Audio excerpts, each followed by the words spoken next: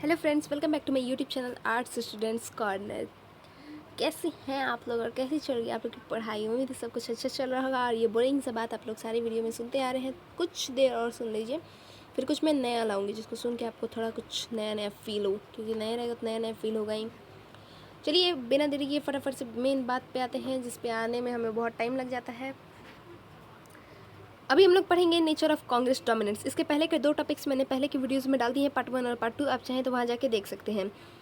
उसके पहले का चैप्टर भी मैंने डाल रखा है अपने चैनल पे, आप चाहें तो वहाँ से देख सकते हैं। लाइन बाई लाइन एक्सप्लेनेशन आपको मिल जाएगा, वो और कहीं नहीं मिलेगा, सिर्फ इसी चैनल पे मिलेगा। तो उम्मीद है आप लोग को अच्छा लगता होगा मेरा वीडियो। अगर अच्छा नहीं लगता होगा तो भी डिसलाइक तो कम से कम कर ही दीजिएगा। अभी हम लोग पढ़ेंगे nature of Congress dominance.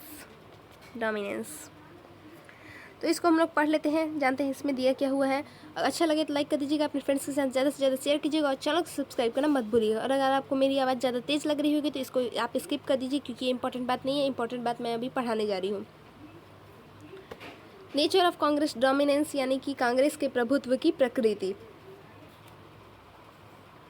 Dominance dominance का मतलब होता है प्रभुत्व,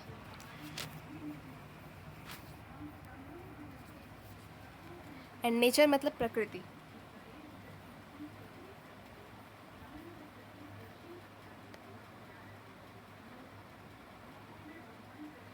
तो फ्रेंड्स, मेन जो टॉपिक होता है उसका मीनिंग जानना जरूरी होता है, इसलिए मैंने आप लोग को बता दिया। प्रभुत्व मैंने लिख के भी बता दिया, प्रकृति आप लोग समझते ही हैं।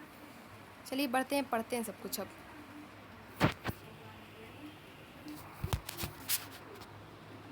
India is not the only country to have experience the dominance of one party. Bharat ही एकमात्र ऐसा देश नहीं है जो एक पार्टी के प्रभुत्व के दौर से गुजरा हो। If we look around the world we find many other examples of one party dominance. अगर हम दुनिया के बाकी मुल्कों पर नज़र दौड़ाएं तो हमें एक पार्टी के प्रभुत्व से बहुत से उदाहरण मिलेंगे। But there is a crucial difference between these and the Indian experience.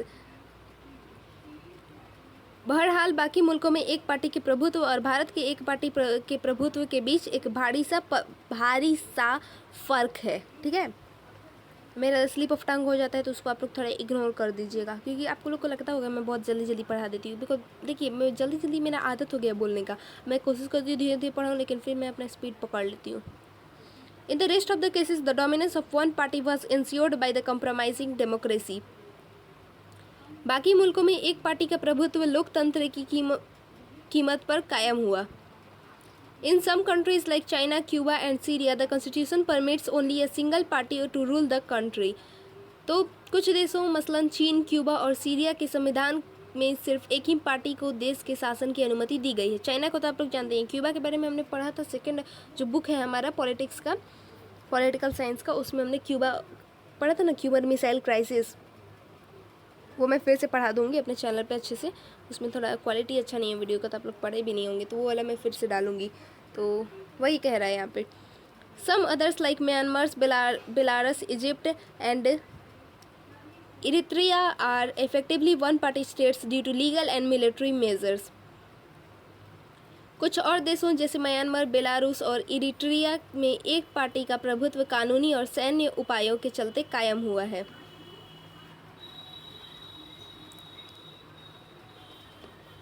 Until a few years ago, Mexico, South Korea and Taiwan were also effectively one-party dominant states. अब से कुछ साल पहले तक मेक्सिको, दक्षिण कोरिया और ताइवान भी एक पार्टी के प्रभुत्व वाले देश थे।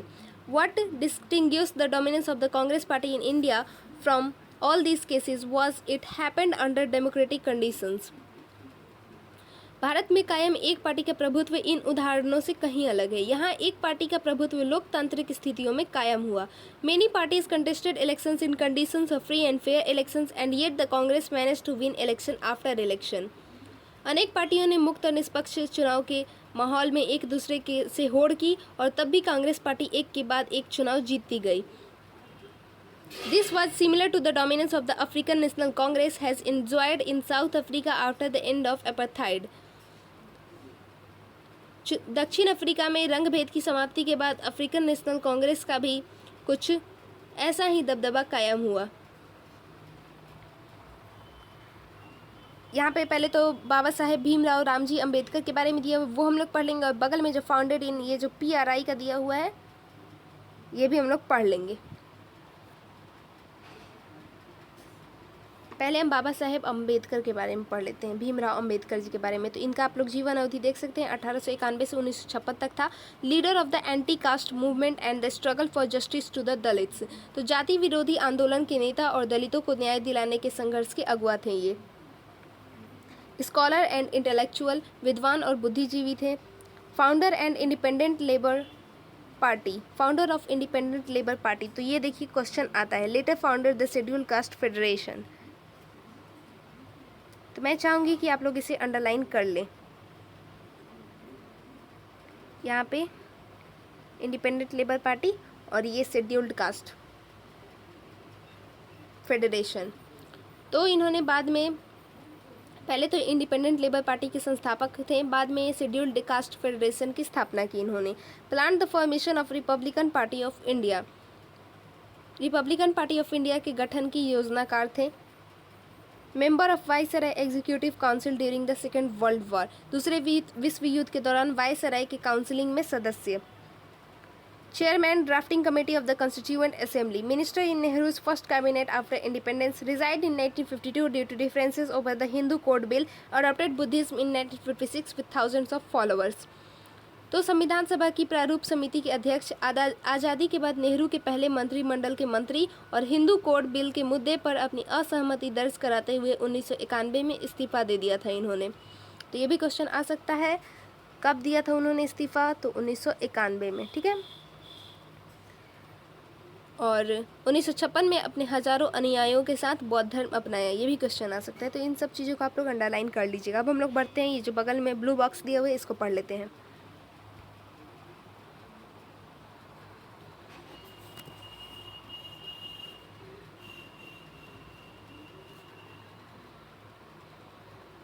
Founded in 1929 as National Revolutionary Party and later renamed as the Institutional Revolutionary Party, the PRI in Spanish exercised power in Mexico for almost 6 decades.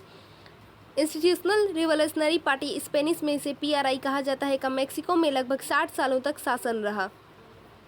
It represented the legacy of the Mexican revolution. और इस party की स्थापना 1929 में हुई थी, ये भी question आता है, ये जरूरी है, आप लोग इसको भी अंडरलाइन कर लीजिए ये चीज़ को। और कहाँ थे हम लोग? It represented the legacy of the Mexican revolution. और उस टाइम पे 1929 में इसे नेशनल रिवोल्यूशनरी पार्टी कहा जाता था, बाद में इंस्टीट्यूशनल रिवोल्यूशनरी पार्टी कहा जाने लगा। इसे मैक्सिकन क्रांति की विरासत हासिल थी। Originally PRI was a mixture of various interests including political and military leaders, labor and peasant organizations and numerous political parties. मूल रूप से PRI में राजनेता और सैनिक नेता, मजदूर और किसान संगठन तथा अनेक राजनीतिक दलों समेत कई किस्म के हितों का संगठन था। Over a period of time, Plutarco Elias Calles, the founder of PRI, was able to capture the organization and thereby the government. समय बीतने के साथ साथ PRI के संस्थापक प्लूटार्को इलियास कैलस ने इसके संगठन पर कब्जा जमा लिया और इसके बाद नियमित रूप से होने वाले चुनावों में हर बार PRI विजय होती रही। Other parties existed in name only so as to give the ruling party greater legitimacy. बाकी पार्टियां बस नाम की थीं ताकि शासक दल की वैधता मिलती रहे, शासक दल को वैधता मिलती रहे।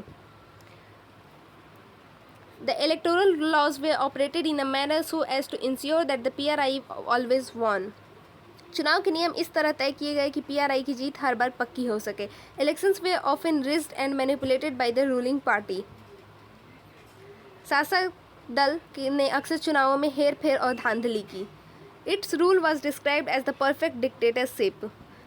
PRI के शासन को परिपूर्ण तानाशाही कहा जाता है। Finally the party lost its presidential elections in 2000। आखिरकार सन 2000 में हुए राष्ट्रपति पद के चुनाव में यह पार्टी हारी।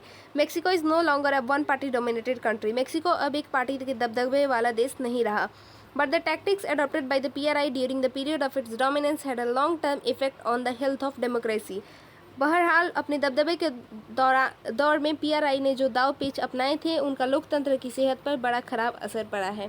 The citizens have yet to develop full confidence in the free and fair nature of elections.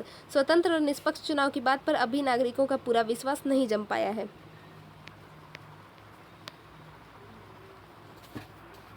अब हम लोग पढ़ लेते हैं अपना आगे का।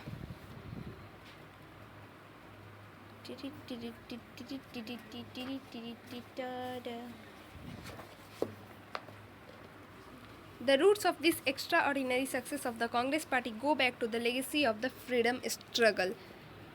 कांग्रेस पार्टी की इस असाधारण सफलता की जड़ें स्वाधीनता संग्राम की विरासत में है.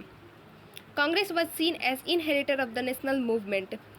कांग्रेस पार्टी को राष्ट्रीय आंदोलन के वारिस के रूप में देखा गया. Many leaders who were in the forefront of that struggle were now contesting elections as Congress candidates. आज़ादी के आंदोलन में अग्रणी रहे अनेक नेता अब कांग्रेस के उम्मीदवार के रूप में चुनाव लड़ रहे थे. The Congress was already a very well organised party and by the time the other parties could even think of a strategy the Congress had already started its campaign. Congress पहले से ही एक सुगठित पार्टी थी. बाकी दल अभी अपनी रणनीति सोच ही रहे थे कि कांग्रेस अपना अभियान शुरू कर देती थी. In fact many parties were formed only around independence और आफ्टर दैट. दरअसल अनेक पार्टियों का गठन स्वतंत्रता के समय के आसपास अथवा उसके बाद में हुआ. By the time of independence the party had not only spread across the length and breadth of the country as we had seen in the maps but also had an organisational network down to the local level.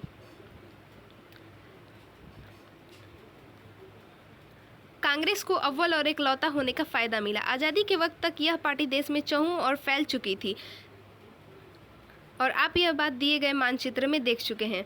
फिर भी इस party के संगठन का network स्थानीय स्तर तक पहुंच चुका था. Most importantly, as the Congress was till recently a national movement, its nature was all inclusive. All these factors contributed to the dominance of the Congress Party. सबसे बड़ी बात यह थी कि कांग्रेस हाल फिलहाल तक आज़ादी के आंदोलन की अगुआ रही थी और उसकी प्रकृति सबसे समेटकर मेलजोल के साथ चलने की थी. बगल में रफ़ी अहमद किदवाई के बारे में दिया हुआ, इसको भी हम लोग पढ़ लेते हैं. इनका जीवन अवधि है 1894 से लेकर 1954 तक. उत्तर प्रदेश के कांग्रेस के नेता हैं ये. Congress leader from UP, minister in UP in 1937 and again in 1946, minister for communications in the first ministry of free India, food and agriculture minister 1952 to 1954. तो उत्तर प्रदेश के कांग्रेस के नेता प्रांतीय सरकार 1937 के में मंत्री, फिर 1946 में दोबारा मंत्री बने, फिर स्वतंत्र भारत के पहले मंत्रिमंडल में संचार मंत्री, खाद्य एवं कृषि मंत्री बने 1952 से 1954 तक. अब हम लोग अपना नेक्स्ट सब टॉपिक पढ़ लेते हैं. Congress as social and ideological coalition, यानी कांग्रेस एक सामाजिक और विचारधारात्मक गठबंधन के रूप में.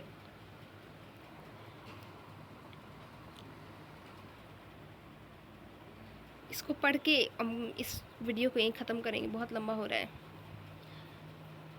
You have already studied the history of how Congress evolved from its origins in 1885 as a pressure group for the newly educated professional and commercial classes to a mass movement in the 20th century. आप यह बात पढ़ चुके हैं कि कांग्रेस का जन्म 1885 में हुआ था. उस वक्त यह नवनिश्चित कामकाजी और व्यापारिक वर्गों का एक हित समूह भर थी, लेकिन 20वीं सदी में इसने जन आंदोलन का रूप ले लिया. This laid the basis for its eventual transformation into a mass political party and its subsequent domination of the political system. इस वजह से कांग्रेस ने एक जनव्यापी राजनीतिक पार्टी का रूप लिया और राजनीतिक व्यवस्था में इसका दबदबा कायम हुआ. Thus the Congress began as a party dominated by the English-speaking upper caste, upper middle class and urban elite. तो शुरू में कांग्रेस में अगड़ी जाति, उछले मध्य वर्ग और शहरी अभिजन का बोलबाला था. But with every civil disobedience movement it launched its social base widened. लेकिन कांग्रेस ने जब भी सविनय अवज्ञा जैसे आंदोलन चलाए, उसका सामाजिक आधार बढ़ा. बट विथ एवरी, ये तो हमने पढ़ लिया. It brought together diverse groups whose interests were often contradictory. Peasants and industrialists, urban dwellers and villagers, workers and owners, middle, lower and upper classes and caste all found space in the Congress. Congress ने परस्पर विरोधी हितों के कई समूह को एक साथ जोड़ा. कांग्रेस में किसान और उद्योगपति, शहर के बासिंदे और गांव के निवासी, मजदूर और मालिक एवं मध्य, निम्न और उच्च वर्ग तथा जाति सबको जगह मिली.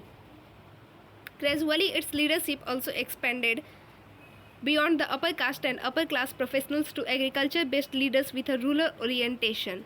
धीरे धीरे कांग्रेस का नेतृवर्ग भी विस्तृत हुआ. इसका नेतृवर्ग अब उच्च वर्ग या जाति के पेशेवर लोगों तक ही सीमित नहीं रहा. इसमें खेती किसानी की बुनियाद वाले तथा गांव गिरान की तरफ रुझान रखने वाले नेता भी उभरे। By the time of independence, the Congress was transformed into a rainbow-like social coalition, broadly representing India's diversity in terms of classes and caste, religions and languages and various interests. आज़ादी के समय तक कांग्रेस एक सतरंगी सामाजिक गठबंधन की शक्ल अख्तियार कर चुकी थी और वर्ग, जाति, धर्म, भाषा तथा अन्य हितों के आधार पर इस सामाजिक गठबंधन से भारत की विविधता की नुमाइंदगी हो रही थी।